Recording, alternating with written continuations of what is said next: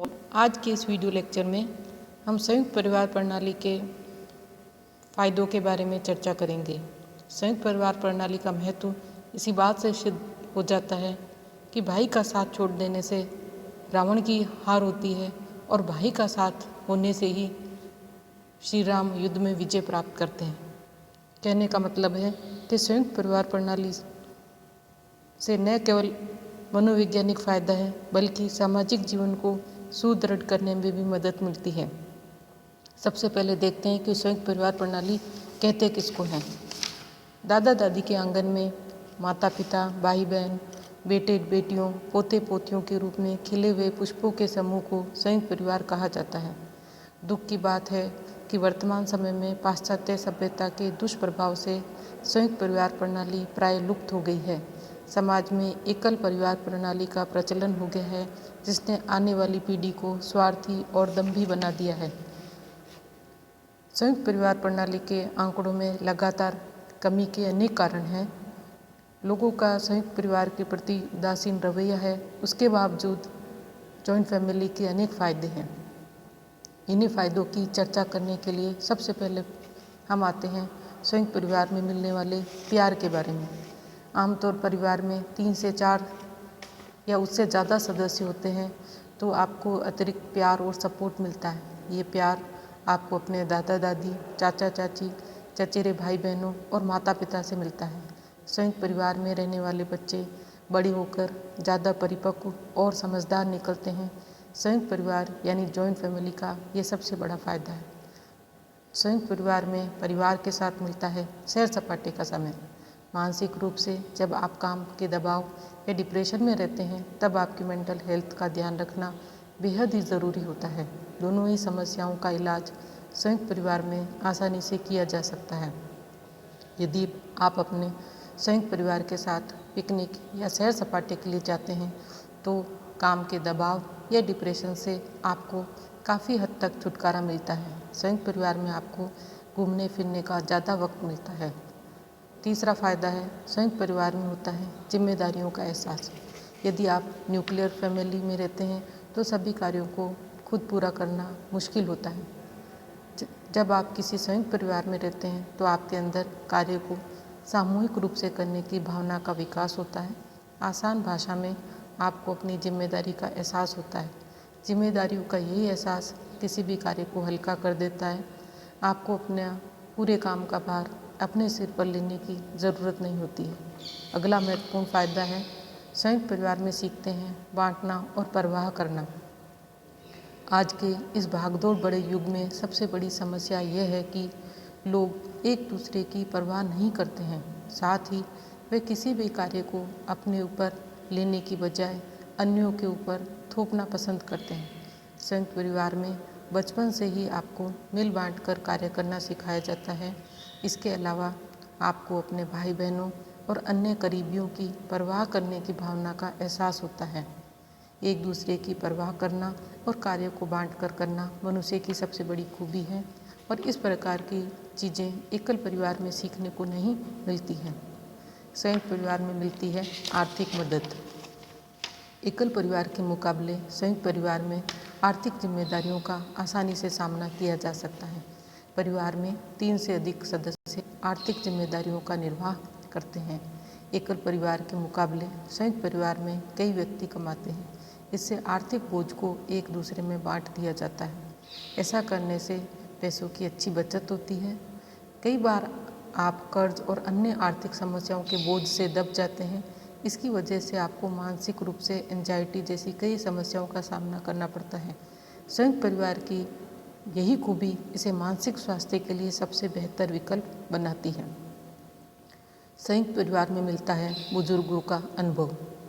एकल परिवार में रह रहे बच्चों को बुजुर्गों का अनुभव नहीं मिलता है। इसके विपरीत संयुक्त परिवार में ज़्यादातर दादा दादी अपने बच्चों और नाती पोतों को जीवन के कई अनछुए अनुभवों से रूबरू कराते हैं। इससे आप पहले से ही इन समस्याओं या स्थितियों के लिए तैयार रहते हैं। परिवार के बुजुर्ग मुखिया के तौर पर कार्य करते हैं। व्यवहारिक रूप से संयुक्त परिवार के सदस्य अधिक मजबूत होते हैं। संयुक्त परिवार में 3 पीढ़ियों एक ही छत के नीचे रहती हैं। संयुक्त परिवार का अगला फायदा है मानसिक स्थिरता। एकल परिवार के मुकाबले संयुक्त परिवार में रहने वाले लोग मानसिक रूप से ज़्यादा परिपक्व होते हैं। ऐसे परिवारों में सामाजिक और आर्थिक जिम्मेदारियों को किसी एक व्यक्ति की जवाबदेही नहीं समझा जाता है। एकल परिवार में इन्हीं जिम्मेदारियों से अनेक प्रकार की मेंटल हेल्थ की समस्याएं पैदा होती है। जिम्मेदारियों का विकेंद्रीकरण होने से किसी भी व्यक्ति को अकेले इन्हें पूरा करने के लिए बाध्य नहीं किया जाता। वर्तमान में एकल परिवार में रहने वाले लोग मानसिक रूप से जिम्मेदारियों के बोझ तले दब चुके हैं। संयुक्त परिवार में बच्चों को नहीं करना पड़ता अकेलेपन का सामना। ज़्यादातर संयुक्त परिवारों में बच्चों का बचपन अपने दादा दादी के इर्द गिर्द बीतता है। संयुक्त परिवार में रहने वाले माता पिता बच्चों की ज़रूरतों के लिए पहले ही आश्वस्त होते हैं। ज़्यादातर एकल परिवारों में माता पिता की गैर मौजूदगी में बच्चों की देखरेख या परवरिश एक बड़ी समस्या होती है। घर में बच्चों के अकेले रहने से उन्हें कई बार मानसिक रूप से अकेलेपन का सामना करना पड़ता है। वहीं संयुक्त परिवार में सदैव ही परिवार का कोई न कोई सदस्य बच्चों के पास मौजूद रहता है। संयुक्त परिवार में सीखते हैं आदर करना। एकल परिवार में रहने वाले सभी लोग या बच्चे अन्य बच्चों का या अन्य लोगों का सम्मान नहीं करते, यह कहना गलत होगा। कुछ एकल परिवारों में इस प्रकार के उदाहरण सामने आते हैं। बच्चों को अपने से बड़ों की आज्ञा का पालन करना सिखाया जाता है संयुक्त परिवार में, जिनसे उनके व्यक्तित्व का निर्माण होता है। एकल परिवार में कई बार ये समस्या देखने को मिलती है। भारतीय समाज में दूसरों की इज्जत करने वाला और उनसे उचित व्यवहार करने वाला व्यक्ति आदर्श माना जाता है और यह सब गुण वो संयुक्त परिवार में बड़ी आसानी से सीख लेता है। संयुक्त परिवार में किताबों से बढ़कर मिलती है शिक्षा। संयुक्त परिवार में रहने वाले लोग या बच्चे सिर्फ स्कूल की शिक्षा तक ही सीमित नहीं रहते हैं। शैक्षणिक दृष्टि से उन्हें एक विस्तृत ज्ञान मिलता है। अपने दादा दादी के साथ रहने वाले बच्चे या लोगों को उनके ज़माने के बारे में भी व्यवहारिक ज्ञान मिलता है। संयुक्त परिवार में रहकर जीवन के संघर्ष का अनुभव किया जा सकता है। एकल परिवार में रहने वाले ज़्यादातर लोग अपने बच्चों के साथ समय व्यतीत नहीं कर पाते। वहीं संयुक्त परिवार में रहने वाले लोगों को इस संबंध में एक विस्तृत परिप्रेक्ष्य का अनुभव होता है। संयुक्त परिवार में एक साथ रहने की भावना का होता है विकास। संयुक्त परिवार में रहने वाले ज़्यादातर लोग अपना समय बड़े बुजुर्गों के बीच बिताते हैं। ऐसे परिवार में रहने वाले बच्चे कभी भी बोर नहीं होते हैं। ऐसे बच्चों के पास हमेशा चचेरे भाई बहन होते हैं जिनसे वे खेल सकता है। आसान भाषा में कहें तो उसे कुछ दोस्तों का साथ हमेशा ही मिलता है। इस प्रकार का अनुभव मिलने से युवावस्था में वह बच्चा अपने आप को ज़्यादा सामाजिक महसूस करता है।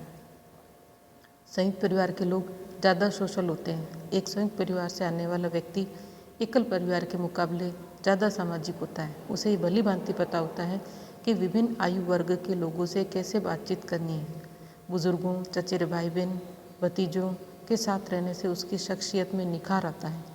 किसी भी समाज में खुश होकर रहने के लिए बातचीत के मूलभूत नियमों का पता होना बहुत ही ज़रूरी होता है और जो कि संयुक्त परिवार से संबंध रखने वाले व्यक्ति को बचपन से ही सिखाया जाता है।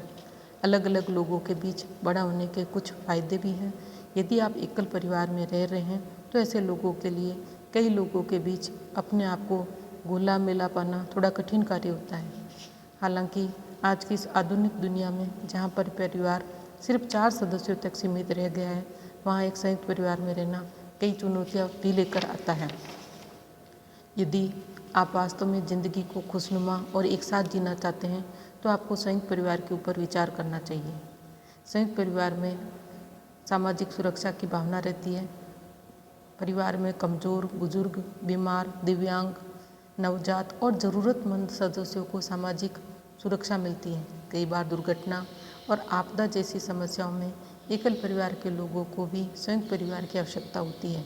इसी तरह अनाथ, विधवा, तलाकशुदा, अलग रहने वाले लोग संयुक्त परिवार की महत्ता को नकार नहीं सकते हैं। मूलभूत सुविधाओं में रहते संतोष। संयुक्त परिवार में रहने से एक व्यक्ति की मूलभूत सुविधाएं पूरी की जा सकती है। ये ज़रूरतें भोजन, रहने को छत और कपड़े होते हैं और संयुक्त परिवार में रह रहे लोगों के बीच ये भावना बचपन से ही विकसित हो जाती है कि परिवार का कोई भी सदस्य बिना भोजन और छत के न रह जाए। संयुक्त परिवार में रहने वाले लोगों के ऊपर बुजुर्गों का नियंत्रण होता है, जो सामाजिक जीवन में उनके व्यवहार को नियंत्रित करता है। संयुक्त परिवार में रहने वाले लोगों को व्यक्तिगत ज़रूरतों के इतर समूह के हितों की रक्षा करना सिखाया जाता है। संयुक्त परिवार में हर दिन है त्योहार। आपने एक लाइन तो काफ़ी सुनी होगी कि असली मज़ा तो सबके साथ आता है। जी हाँ, अगर आप पूरी फैमिली के साथ होते हैं तो हर दिन त्योहार सा लगता है, वरना न्यूक्लियर फैमिली में वे आनंद सिर्फ त्योहारों, समारोह या छुट्टियों में ही आता है। लेकिन अगर आप पूरी जॉइंट फैमिली के साथ रहते हैं तो आपको हर दिन त्योहार जैसा लगता है। वही रौनक, वही शोरगुल, वही गर्मजोशी और प्यार। चाचा चाची, दादा दादी, ताऊ ताई ये ऐसे रिश्ते हैं जो जॉइंट फैमिली में रहने वाले लोगों में प्यार और अपनेपन के पर्यायवाची होते हैं। आपको ऐसे उदाहरण ढूंढने में ज़्यादा मुश्किलें नहीं होगी जहाँ बच्चे अपने माता पिता के साथ ही अपने चाचा चाची या ताऊ ताई से भी भावनात्मक रूप से काफ़ी जुड़े होते हैं। संयुक्त परिवार में मुश्किल समय में नहीं ढूंढनी पड़ती सहायता। मुश्किल समय बताकर नहीं आता है और इस दौरान सिर्फ अपने ही काम आते हैं। लेकिन अगर अपने आप से दूर हों या फिर आपको और परेशानी हो सकती है। उदाहरण के लिए अगर आपके छोटे बच्चे हैं और आपको कहीं अकेले जाना पड़ता है तो ऐसे में आपको अपने बच्चों को किसी अपने के पास छोड़ने की ज़रूरत होती है। लेकिन अगर अपने दूर हैं तो फिर ये आपकी चिंता दोगुनी हो सकती है। लेकिन जॉइंट फैमिली में ये चिंता नहीं होती। आपको अगर पता होता है कि आपके घर में कुछ लोग आपके पीछे बच्चों की देखभाल करने के लिए उपलब्ध हैं। इसके अलावा अगर आप बीमार हैं या आप ऑफिस से छुट्टी लेने की ज़रूरत है, लेकिन अकेले होने में आप अपने घर के किसी भी सदस्य की देखभाल करने के लिए अपने आप को असमर्थ पाते हैं, तो आप मानसिक रूप से काफ़ी परेशान हो सकते हैं। मगर जॉइंट फैमिली में आपको छुट्टी लेने की अनिवार्यता नहीं है। घर के और लोग आपके साथी की देखभाल कर सकते हैं। संयुक्त परिवार की बात है तो ये हमारी सभ्यता और संस्कृति का अहम हिस्सा है। पर यह संयुक्त परिवार प्रणाली की रीति दिन प्रतिदिन खत्म होकर एकल परिवार में परिवर्तित होती जा रही है। क्या आपको नहीं लगता कि इस तरह संयुक्त परिवार का एकल परिवार में विभाजन होना समाज के लिए चिंता का विषय है? इस गंभीर विषय पर जरूर सोचें।